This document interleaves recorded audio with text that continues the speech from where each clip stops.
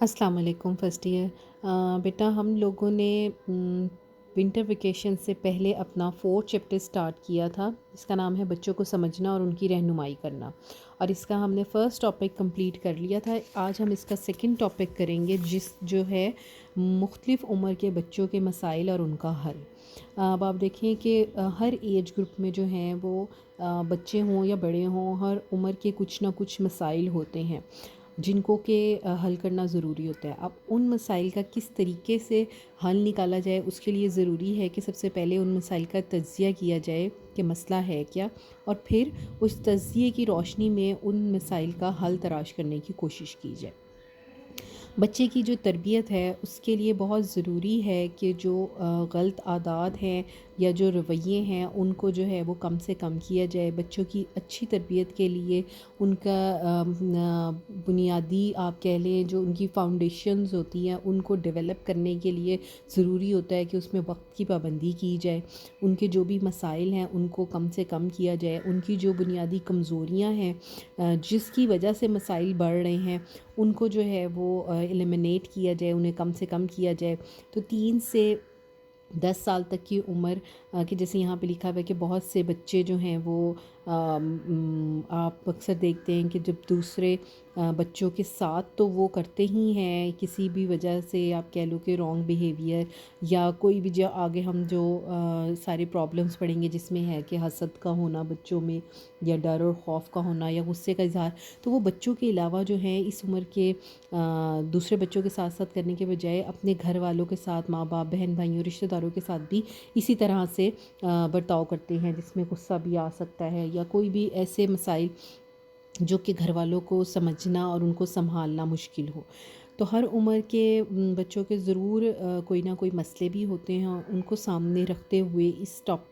جو ٹاپک میں کور کیا گیا ہے کہ کس طریقے سے بچوں میں صبر و تحمل پیدا کیا جائے، ان میں جو ہے وہ اپنے آپ کو سیلف کنٹرول کس طریقے سے سکھایا جائے، کیا کیا پرابلمز ہو سکتی ہیں، ان کو کیسے کنٹرول کرنا ہے، بچوں کو جو ہے وہ کس طرح کے پروگرام، جیسے اب آپ اگر ہم دیکھیں تو میڈیا کا دور ہے، کیا وہ ڈرامے یا ٹی وی یا کارٹونز پہ ایسی چیزیں تو نہیں دیکھ رہے جس میں کہ بہت پرتشدد واقعات دکھائے جا رہے ہیں، تو اس سے کیا ہوتا ہے کہ بچوں کے اندر بھی غصہ اور یہ سب چیزیں زیادہ آتی ہیں۔ تو اس میں ہم پڑھیں گے کہ کون سے پرابلمز ہیں بچوں کو اور ان کے کس طریقے سے کنٹرول کیا جا سکتا ہے، جس میں سب سے پہلے آ رہا ہے حسد کے جذبات۔ حسد کیا ہے؟ جیلسی ہے۔ اکثر آپ دیکھیں جیسے گھر میں بچے ہوتے ہیں، جب ان کو دوسرے بچوں کے ساتھ کمپیئر کیا جا رہا ہو تو ان میں ایک نیگیٹو فیلنگ جسے ہم حسد کہتے ہیں وہ پیدا ہو جاتی ہے، دوسرے بچے کے ساتھ بھی ہو جاتی ہے، جس سے پھر بچے جو ہیں وہ میں مار پیٹ، غصے کا اظہار، یہ چیزیں آتی ہیں۔ یا پھر آپ کہہ لو کہ اگر جب کبھی آپس میں بچوں کا کمپیریزن کیا جا رہا ہو، بہن بھائیوں کا کیا جا رہا ہو، تو اس سے بھی بچے جو ہیں وہ آپس میں حسد اور جلن کا شکار ہو جاتے ہیں۔ بچے جو ہیں وہ چاہتے ہیں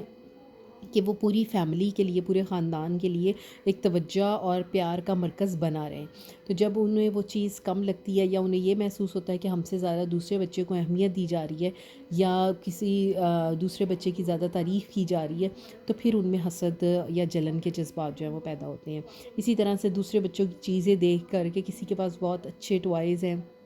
زیادہ فیسلٹیز ہیں، تو پھر ان چیزوں کی وجہ سے بھی بچے کرتے ہیں۔ تو پھر اس کے لیے ضروری ہے کہ بچوں کی تربیت ہی اس طرح سے کی جائے کہ جس میں کمپیریزن نہ ہو، بچوں کو صحیح اور غلط کی پہچان شروع سے سکھائی جائے، ٹھیک۔ اسی طرح سے کیا ہے، دوسرے پوائنٹ ہے ڈر اور خوف۔ بہت سی دفعہ اب اگر ہم دیکھیں، ڈسکس کریں تو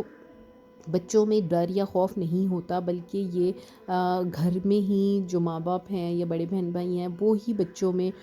ڈر اور خوف پیدا کرتے ہیں۔ جیسے بچہ سو نہیں رہا تو ان کو ڈرا دیا جاتا ہے کہ اندھیرا ہو رہا ہے، بابا آ جائے گا، وہ چھوٹے ہوتے جس طرح سے کہا جاتا ہے بلی آ جائے گی، یا کسی بھی چیز سے، اندھیرے سے ڈرانا، تو اس سے کیا ہوتا ہے وہ بار بار وہی چیز کہنے سے بچوں کے اندر وہ ڈر یا خوف پیدا ہوتا ہے۔ وقتی طور پہ تو یہ ہوتا ہے کہ آپ ڈرا کے بچے کو سلا سکتے ہیں، لیکن اس کا جو ڈر اور خوف بچے کے اندر پیدا ہو گیا وہ بہت برے نتائج بھی اس کے سامنے آ سکتے ہیں، نیگیٹو۔ تو اس لیے بہت ضروری ہے کہ بچوں کو میں ڈر اور خوف کا جو ایلیمنٹ ہے وہ نہ آنے دیا جائے.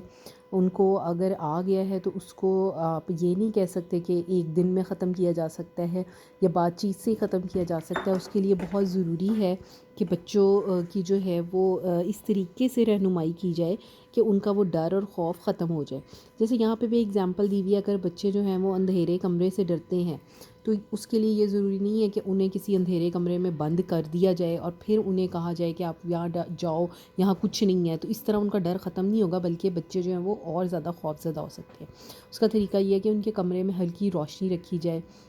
جس سے کہ ان کو اندھیرے کا ڈر ختم ہو. یا اگر اندھیرے کمرے میں جانا ہے تو ماں باپ جو ہے وہ پہلے خود جائیں اور ان کو پھر لے کے جائیں اپنے ساتھ، یا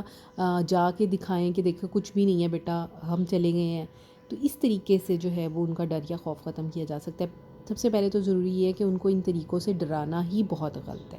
ٹھیک. اس کے بعد ہے غصے کا اظہار. اب غصے کا اظہار کیا ہے؟ ہر عمر میں جو ہے وہ انسان جو ہے وہ غصے کا اظہار کرتا ہے، اور مناسب حد تک اگر کوئی غصے کا اظہار ہے تو وہ ایک نارمل چیز سمجھی جاتی ہے. مگر ہر وقت کا چیخو پکار، ہر وقت جو ہے وہ ڈانٹ ڈپٹ کرنا یا بچوں کا چیخنا یا بدتمیزی سے بات کرنا، یہ بہت ہی نامناسب ہے. اور بہت سی دفعہ بچوں میں یہ چیز کس وجہ سے ڈیولپ ہوتی ہے؟ اگر ان کی بنیادی ضروریات ان کی ٹائم پہ پوری نہ کی جائیں، جس میں سب سے پہلے ان کا فوڈ آ جاتا ہے یا ان کی کلودنگ آ جاتی ہے کہ ان کے کپڑے جو ہیں وہ اکارڈنگ ٹو ٹیمپریچر نہیں ہیں. تو ان چیزوں کا خیال رکھا جائے. اگر بچوں کے اندر جو ہے وہ ہر وقت کی پابندی جو ہے وہ انہیں شروع سے سکھائی جائے، جس میں ان کے سونے، جاگنے، کھیلنے، کھانے پینے کے وقت مقرر ہوں، تو اس سے کیا ہے کہ بچے کے اندر ڈسپلن کے ساتھ ساتھ تھکاوٹ کا ایلیمنٹ جو ہے وہ نہیں ہوگا. اور جب بچوں کو تھکاوٹ نہیں ہوگی تو آٹومیٹیکلی بچہ جو ہے وہ غصہ نہیں کرے گا. ہر وقت ہر چیز سے بیجا روک ٹوک کرنا، بچے کو پیار نہ کرنا، یا بچے کو ایسے الفاظ استعمال کرنا، آپ سست ہو، آپ ڈرپوک ہو، آپ یہ نہیں کر سکتے، تو یہ چیزیں بھی جو ہیں وہ بچوں کے اندر غصہ پیدا کرتی ہیں. تو ان چیزوں سے پیرنٹس کو جو ہے وہ اجتناب کرنا چاہیے کہ ایسے رویے کو نہ اختیار کریں. ہوپ فلی بچوں آپ کو یہاں تک کا سمجھ لگ گیا ہوگا. انشاءاللہ نیکسٹ لیکچر کے اندر ہم اپنے نیکسٹ پوائنٹس کو ڈسکس کریں گے. Thank you so much.